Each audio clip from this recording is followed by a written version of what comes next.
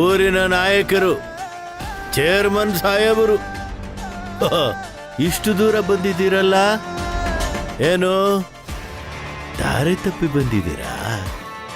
ಹಾಗೇನಿಲ್ಲ, ನಿಮ್ಮ ಹತ್ರ ಸ್ವಲ್ಪ ಕೆಲಸ ಇತ್ತು, ಅದಕ್ಕೆ ಬಂದೆ. ನಮಗೂ ಗೊತ್ತು, ಕೆಲಸ ಇದ್ದಾಗ ಮಾತ್ರ ನೀವು ನಮ್ಮನ್ನು ನೆಲೆಸ್ಕೊಳ್ತೀರಾ ಅಂತ. ಸರಿ, ಏನ್ ವಿಷಯ? ಈಗಾಗಲೇ ನಿಮಗೆ ವಿಚಾರ ಗೊತ್ತಿರಬೇಕಲ್ವಾ?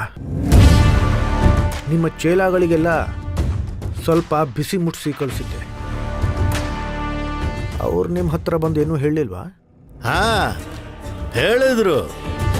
ಊರಿನ ನಾಯಕರೇ ಗೂಂಡಾಗಿರಿಗಿಳಿದಿದ್ದಾರೆ ಅಂತ. ಅಲ್ಲಯ್ಯ, ನಮ್ಮವರು ನಮ್ಮ ಪಾಡಿಗೆ ನಮ್ಮ ಕೆಲಸ ಮಾಡ್ತಾ ಇದ್ರೆ ನೀನು ಬರೀ ಬಾಯಿನಲ್ಲಿ ಹೇಳೋದು ಬಿಟ್ಟು ಕೈ ಮಾಡಿದ್ಯಂತಲ್ಲ. ಜವಾಬ್ದಾರಿಯುತ ಮನುಷ್ಯನಾಗಿ ನೀನು ಮಾಡಿದ್ದು ಸರಿನಾ? ಹಂದಿಗೂಡಲ್ಲಿ ಬೆಳೆದಿರೋ ನಿಮ್ಮವರು ಹೇಸಿಗೆ ತಿನ್ನೋ ಕೆಲಸ ಮಾಡ್ತಾ ಇದ್ರು. ಅವರು ಬರೀ ಬಾಯಿ ಮಾತಲ್ಲಿ ಬಗ್ಗೋರಲ್ಲ ಅಂತಾನೆ ಅವ್ರ ಮೈ ಮೂಳೆ ಮುರಿದು ನಾನು ಮಾತಾಡ್ಸ್ಬೇಕಾಯ್ತು. ಸೂರ್ಯ, ಯಾವಾಗ ಬಂದ್ಯೋ? ಚೆನ್ನಾಗಿದ್ಯಾ? ಮನೇಲೆಲ್ಲ ಚೆನ್ನಾಗಿದ್ದಾರಾ?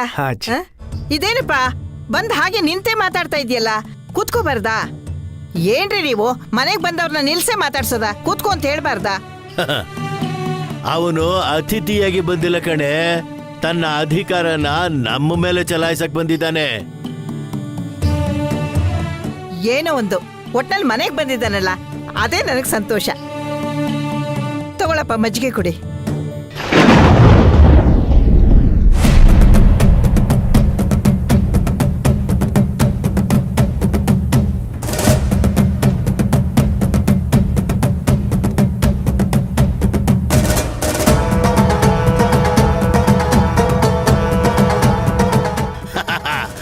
ನನಗೂ ತುಂಬಾ ದಾಹ ಆಗಿತ್ತು.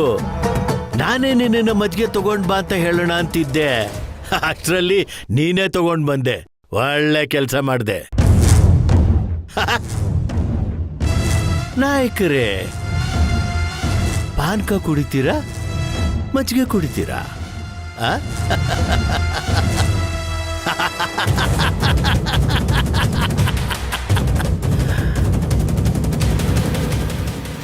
ಬೇಡ. ಮತ್ಯಾಕೆ ಸುಮ್ಮನೆ ಟೈಮ್ ವೇಸ್ಟ್ ಮಾಡ್ತೀರಾ? ಅದೇನು ಹೇಳಬೇಕು ಅಂತಿದ್ದೀರೋ ನೇರವಾಗಿ ವಿಚಾರಕ್ಕೆ ಬನ್ನಿ. ನಮ್ಮ ಊರಿನ ರೈತರಿಗೆ ನೀವಿನ್ನೂ ಸಾಲದ